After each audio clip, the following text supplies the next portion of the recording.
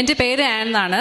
എനിക്ക് 2011 എനിക്കൊരു കുഞ്ഞുണ്ടായി കഴിഞ്ഞ് 6 മാസം കഴിയുമ്പോൾ മുതൽ എനിക്കൊരു ഓട്ടോഇമ്മ്യൂൺ റാഷ് എന്ന് പറഞ്ഞ് അവർ ഡയഗ്നോസ് ചെയ്തു.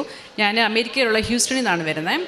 സോ അന്ന് പല ഡോക്ടേഴ്സിൻ്റെ അടുത്ത് പോയി എന്ന് വെച്ചാൽ അലർജിസ്റ്റ്, ഇമ്മ്യൂണോളജിസ്റ്റ്, ഡെർമറ്റോളജിസ്റ്റ്, അങ്ങനെ പലരുടെ അടുത്ത് പോയിട്ടും അവർക്കിതിൻ്റെ കാരണങ്ങളൊന്നും കണ്ടുപിടിക്കാൻ കഴിഞ്ഞില്ല.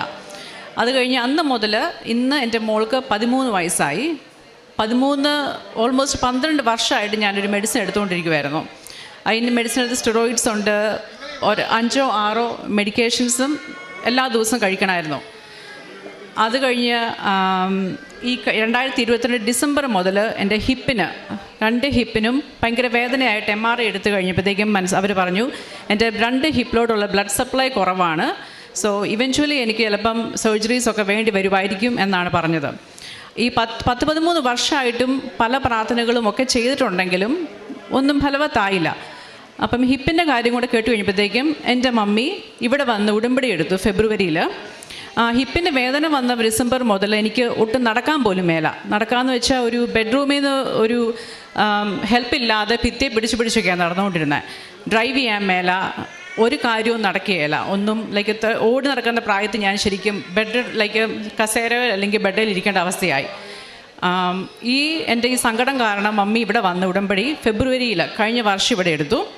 അത് കഴിഞ്ഞിട്ട് എൻ്റെ അലർജിയുടെ ഓട്ടോഇമ്മ്യൂണിൻ്റെ ഡോക്ടറോട് അടുത്ത അപ്പോയിൻമെൻറ്റ് വന്നപ്പോഴത്തേക്കും ഡോക്ടർ പറഞ്ഞു നമുക്ക് ഈ മെഡിസിൻസ് ഒന്ന് കുറച്ച് നോക്കാം ആദ്യമേ, എന്നിട്ടത് ബെറ്റർ ആകുവാണെങ്കിൽ പിന്നെ കംപ്ലീറ്റ് ആയിട്ട് അവോയ്ഡ് ചെയ്യാമെന്ന് പറഞ്ഞു. അത് ഈ 13 വർഷത്തിന് പല പ്രാവശ്യം ചെയ്തെങ്കിലും ഒരിക്കലും മെഡിസിൻസ് ഇല്ലാതൊരു അവസ്ഥ എനിക്കില്ല. മെഡിസിൻസ് ഇല്ലാതെ എനിക്ക് പറ്റിയല്ല. അപ്പം മമ്മി ഫെബ്രുവരി ഇവിടെ ഉടമ്പടി എടുത്തു. അടുത്ത അപ്പോയിൻമെൻറ്റ് കഴിഞ്ഞ മാർച്ച് ഏപ്രിലായിരുന്നു. ഡോക്ടർ ഇങ്ങനെ പറഞ്ഞു കഴിഞ്ഞിട്ട് മെഡിസിൻ എടുക്കാതെ ഒരു ശ്രമം ഒന്നും കൂടെ നടത്തി. പിന്നെ അന്ന് മുതൽ ഞാൻ അതിന് റിലേറ്റഡ് ആയിട്ടുള്ള മെഡിസിൻസ് എടുക്കുന്നില്ല. അത് ദൈവത്തിൻ്റെ അല്ലെങ്കിൽ കൃപാസന മാതാവിൻ്റെ ഉടമ്പടി കൊണ്ടുള്ള ഒരു ശക്തി കൊണ്ടാണെന്ന് ഞാൻ വിശ്വസിക്കുന്നത്. കാരണം 13 വർഷമായിട്ട് നടക്കാത്തൊരു കാര്യം ഒൺലി തിങ് ഞാൻ ഡിഫറൻറ്റ് ചെയ്തത് മമ്മി ഇവിടെ വന്ന് എനിക്ക് വേണ്ടി ഉടമ്പടി എടുത്തതാണ്. Praise the Lord. അത് കഴിഞ്ഞ് എൻ്റെ ഹിപ്പിൻ്റെ കാര്യം പറയുവാണെങ്കിൽ ഒട്ടും നടക്കാൻ മേലതൊക്കെയായിരുന്നു. ഉടമ്പടിയുടെ ഫലമായിട്ട് ഐ ബിലീവ് എന്നെ ദൈവം കാത്തു രക്ഷിച്ചു. മാതാവ് എന്നെ ഇത്രത്തോളം എത്തിച്ചു. കാരണം എനിക്ക് നടക്കാൻ മേലാതെ വന്നു. ഓരോ ദിവസവും ഞാൻ ഇമ്പ്രൂവ്ഡ് ആയി.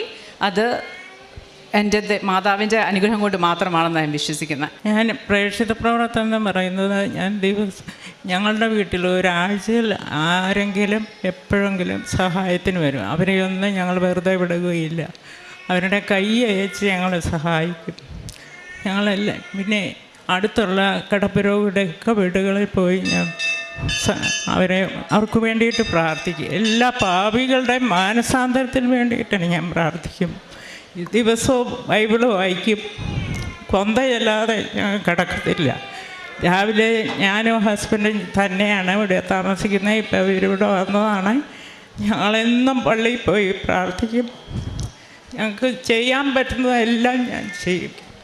പരിശുദ്ധ അമ്മയുടെ മധ്യസ്ഥതയിൽ വേറെ പ്രത്യേകിച്ച് മകളുടെ സാക്ഷ്യമാണുള്ളത്. ഇപ്പോൾ ഒരുപാട് ഈ ഒരു സാക്ഷ്യത്തിൻ്റെ എന്ന് പറയുന്ന ഒരു അമ്മ എടുത്ത് ഉടമ്പടിയിൽ ലഭിക്കുന്ന അനുഭവങ്ങൾ ഒരുപാട് പേര് മക്കളുമായിട്ട് വന്ന് സാക്ഷ്യപ്പെടുത്തുന്നു. വേറെ പ്രത്യേകിച്ച് വിദേശത്തുള്ള മക്കളുടെ ഒരുപാട് സാക്ഷ്യങ്ങൾ ഇവിടെ വരുന്നതും അവർ അവധിക്ക് വരുമ്പം ഉടമ്പടി എടുത്ത് അമ്മയായിട്ട് ഇവിടെ വന്ന് സാക്ഷ്യപ്പെടുത്തുന്നത് ഇപ്പോൾ സ്ഥിരമായിട്ട് നമ്മൾ സാക്ഷ്യങ്ങൾ കേൾക്കുന്നതാണ്. അപ്പം വ്യക്തമായിട്ട് അമ്മ ഇവിടെ കൊണ്ടുവന്ന് അത് വ്യക്തമായിട്ട് എന്തായിരുന്നു അതിൻ്റെ ബുദ്ധിമുട്ടെന്നുള്ളതും ഉടമ്പടി എടുത്തതിന് ശേഷമാണ് അങ്ങനൊരു സൗഖ്യം ലഭിച്ചെന്നുള്ളൊരു ബോധ്യത്തിലാണ്. അല്ലെങ്കിൽ പിന്നെ സമയം കണ്ടെത്തി ഇവിടെ വരില്ലല്ലോ.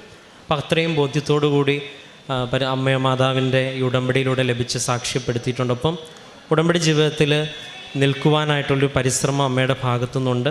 ഇപ്പോൾ ഒരു വിശ്വാസ കൈമാറ്റത്തിലേക്ക് അല്ലെങ്കിൽ പരിശുദ്ധ അമ്മയുടെ ഈ ഉടമ്പടി അനുഭവത്തിലേക്ക് മക്കളെ ഉൾപ്പെടെ കൊണ്ടുവരുവാനായിട്ട് അത് ഏത് ദൂരത്തിരുന്നാൽ പോലും ഇവിടെ ഇരുന്ന് പ്രാർത്ഥിക്കുന്ന അമ്മമാർക്കൊക്കെ ഈ വിശ്വാസത്തിൻ്റെ ഒരു ജീവിതത്തിലേക്ക് മക്കളെ കൊണ്ടുവരാനായിട്ട് പറ്റുന്നു എന്നുള്ളത് ഉടമ്പടിയുടെ ഒരു റേഞ്ച്, ഒരു പ്രാർത്ഥനയുടെ ഒരു അനുഭവമാണ്. അപ്പം ഏറെ പ്രത്യേകിച്ച് അമ്മയ്ക്ക് ലഭിച്ച ഈ വിശ്വാസത്തിൻ്റെ ആ വളർച്ചയെ പ്രതിയും ഒപ്പം മകൾക്ക് ലഭിച്ച എല്ലാ സൗഖ്യത്തിനെ പ്രതിയും നമുക്ക് കരങ്ങളടിച്ച് ദൈവത്തിൻ്റെ നാമം മഹത്വം